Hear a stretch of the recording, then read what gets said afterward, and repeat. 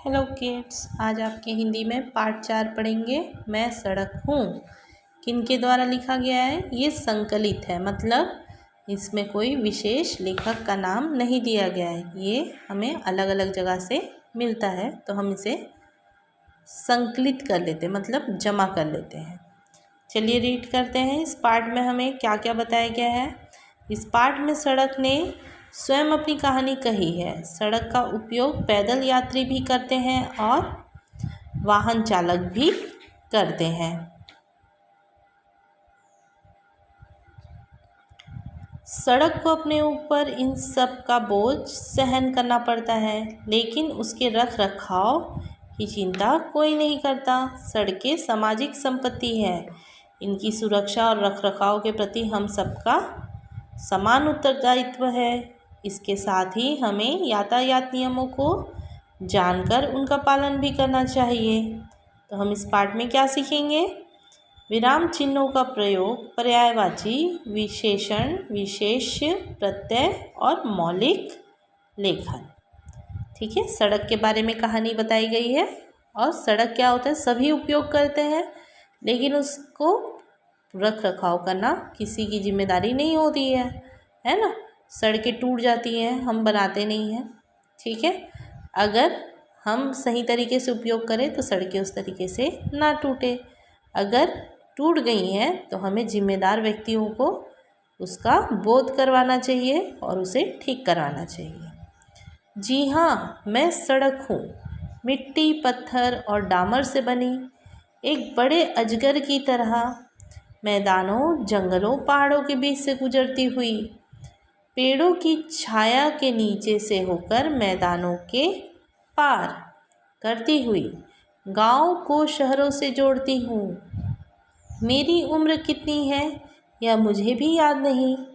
जब आदमी ने एक स्थान से दूसरे स्थान तक जाने की बात सोची होगी, शायद तभी मेरा जन्म हुआ होगा।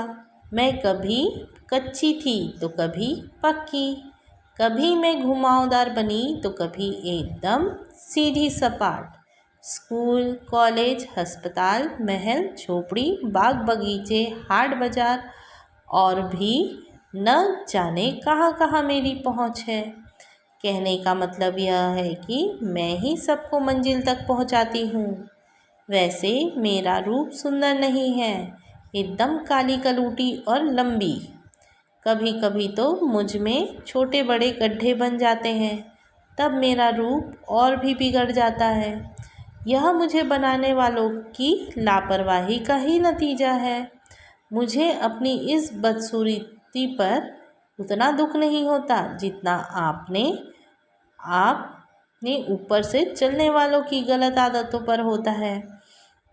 कभी कभी तो ऐसी दुर्घटनाएं हो जाती है कि लोगों की मौत तक हो जाती है। तब मुझे दुख होता है, क्योंकि मैं उनकी कोई मदद नहीं कर सकती। कभी कभी इन दुखदायी गड्ढों को भर दिया जाता है किसी फटे हुए कपड़े में लगी तेगड़ी पैबंद की तरह। यह मुझे तो अच्छा नहीं लगता, पर इससे चलने वालों को सुविधा हो जाती है, इसी से मुझे संतोष होता है। ओह, ये ढेर सारा कूड़ा करकट किसने फेंका मेरे ऊपर? इतना बिगाड़ दिया मेरा रूप। अरे अरे, मेरे ऊपर से तो उस आदमी ने थूक ही दिया। देखो तो, केला खाकर छिलका भी मेरी छाती पर फेंक दिया। तमीज नहीं है लोगों में, मन चाहे जहाँ थूक देते हैं, हर कहीं छिलके फेंक देते हैं। इसका क्या परिणाम होगा सोचते ही नहीं। अरे, केले के छिलके पर पैर पड़ जाने से वह बच्चा तो गिर ही पड़ा। उससे बहुत चोट आई होगी। पता नहीं लोगों को कब अकल आएगी कि कूड़ा सड़क पर ना फेंके, कूड़ेदान में फेंके। इससे सफाई भी रहेगी और दुर्घटना भी नहीं होगी। त्योहारों, मेलों और शादियों में भी मेरी शोभा बढ़ जाती है। मेरे आसपास सफाई हो जाती है, दोनों किनारों पर रोशनी की जाती है। मेलों व उत्सवों के समय अनेक प्रकार की वस्तुओं की दुकान सजाई जाती है। काफ़ी चहल पहल होती है। सभी लोग खुश नज़र आते हैं। मुझे खुशी होती है अपने नज़दीक यह रौनक देखकर। वाह, बच्चे लाइन बनाकर कहाँ जा रहे हैं? अरे हाँ, 26 जनवरी आने वाली है ना, उन्हें परेड में भाग लेना होगा। उसी की तैयारी के लिए जा रहे होंगे। जब ये छोटे छोटे बच्चे साफ सुथरी पोशाक में कदम से कदम मिलाकर चलते हैं तब मुझे बहुत अच्छा लगता है। यह बच्चे देश के नागरिक बनेंगे, मुझे इन्हीं से आशा है। मेरे बाजू में खड़े इन हरे भरे पेड़ों की छाया मुझे बहुत अच्छी लगती है। गर्मी के दिनों में पैदल चलने वालों को भी इनकी छाया से आराम मिलता है। आम जामुन तो अपने फलों से लोगों को आनंद देते हैं। बच्चे तो इनकी ओर दौड़े चले आते हैं, खेलते कूदते आपस में बांट कर फलों का स्वाद लेते हैं। इन बच्चों को देखकर मुझे खुशी होती है, क्या बताऊं। गांव के पास से होकर गुजरते समय मैं स्वयं अपनी उसकी सुंदरता का हिस्सा बन जाती हूँ। विभिन्न ऋतुओं की तरह तरह के फसलों से हरे भरे खेत बहुत ही सुंदर लगते हैं। गाय, भैंस और बैलों के झुंड जब मेरे ऊपर से गुजरते हैं तो मैं अपने दुख दर्द भूल जाती हूँ। मैंने सभी तरह के लोगों को उसकी मंजिल तक पहुँचाया है। कभी कुछ थके हारे धीमी कदमों की आहट मैंने सुनी है, तो कभी तेजी से चलते हुए उत्साहित कदमों की धमक। चाहे जो भी मेरे ऊपर से होकर गुजरे, मैं सबके दुख सुख में उनके साथ शामिल होती हूँ। दुख और सुख तो जीवन में आते जाते रहते हैं, पर तुम्हें उसकी परवाह ना करते हुए चलते रहना चाहिए। चरैवेति चरैवेति, चलते रहो चलते रहो। यही हमारी शास्त्रों का संदेश है।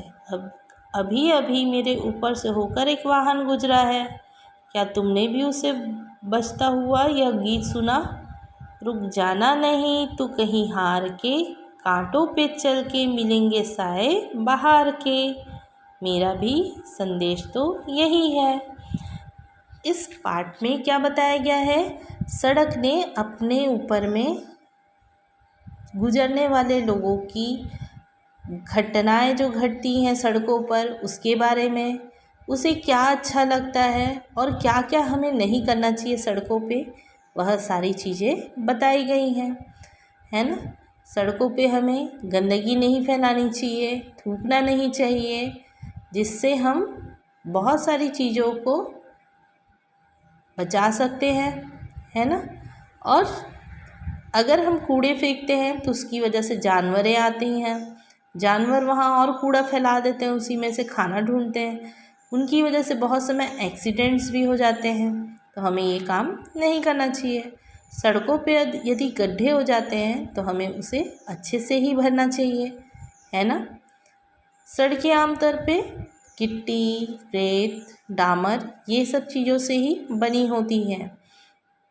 बहुत सारे लोग सड़कों से होकर गुजरते हैं, है ना। सड़कों के आसपास में रहने लगे हुए पेड़ जो होते हैं वह बहुत ही आरामदायक होते हैं, क्योंकि वह वहाँ से गुजरने वाले पैदल राहगीरों को आराम देते हैं, छाँव देते हैं, है ना। सड़कें हर जगह जाती हैं, चाहे वो कच्ची हो या पक्की हो, सड़कें हर जगह पहुँचती है, उसकी पहुँच हर तरफ होती है। सड़कों का जन्म कब हुआ कोई नहीं जानता, जहाँ से लोग जाना आना शुरू कर दिए वही सड़क बन गई, है ना। तो इस प्रकार से हमें मैं सड़क हूँ लेसन से यही समझ में आता है कि हमें रुकना नहीं चाहिए, हमेशा चलते रहना चाहिए। ठीक है बच्चों, थैंक यू।